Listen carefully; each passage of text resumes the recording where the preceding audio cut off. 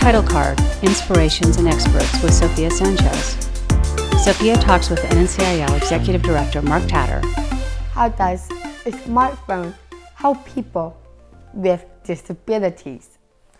Well, a smartphone is just amazing. Some of the applications and platforms that the phone can use can really help people with all disabilities. As a blind person, a smartphone is absolutely life-changing. Some of the newest technologies, such as artificial intelligence, allow pictures to be described by my phone to tell me everything in the room. I can find out what color my clothes are by simply talking to the phone and having it read back what it sees. It also allows me to communicate with everybody on every platform. And it's just a very amazing device because it opens up the world to me. But it's not just blind people. People with all sorts of disabilities can use a smartphone for all sorts of technologies or access to information or communication. What are some other apps? Well, there's a lot of apps that help with navigation that can be very helpful. It allows you to find places easily if you have trouble traveling alone. And there's also wonderful apps that allow sound to be filtered out so that if you have trouble hearing people in a noisy environment, you can actually use the artificial intelligence on the phone to turn down the background noise so you can have dinner with a friend and be able to talk and hear what they're saying to you. Wow, that totally makes sense. Tell me more. There's also apps that might help you find a path that you need to navigate that's much easier to navigate for a person maybe in a wheelchair or has balance issues, so that you know which is the best way to get to a place easily without having to find lots of steps or a hill or uneven ground. That's incredible. That was really helpful. Thank you so much, Mark. Thank you. It was nice talking to you again. Me too as well. Sofia talks about assistive technology with Inspiration Kolby. So hi, I'm Sofia. What's your name? I'm Kolby. It was nice to meet you. You too. So tell me about your disability.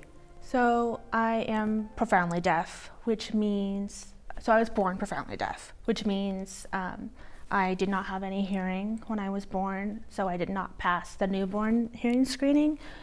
So then my parents decided to implant me and my sister, who's also a twin, I'm also a twin, and I now have bilateral cochlear implants, and that's what helps me hear. Wow. Yeah. That's amazing. And I want to know, do you know any sign language? Not a lot, because I got implanted on my right side at 1 and my left when I was 3.5. But I know a little bit, but I do want to learn more to have conversations with people. Well, good thing we're doing conversation right now together. Exactly. I can always learn. Tell me about your accommodations you need. The accommodations? So throughout elementary, middle school, and high school, I was part of I had an IEP, which is, I don't remember what the acronym stands for, but it ensures that I have accommodations and my teachers follow it, and then I was able to have a 504 plan, which still allows for those accommodations, which I use to get into college.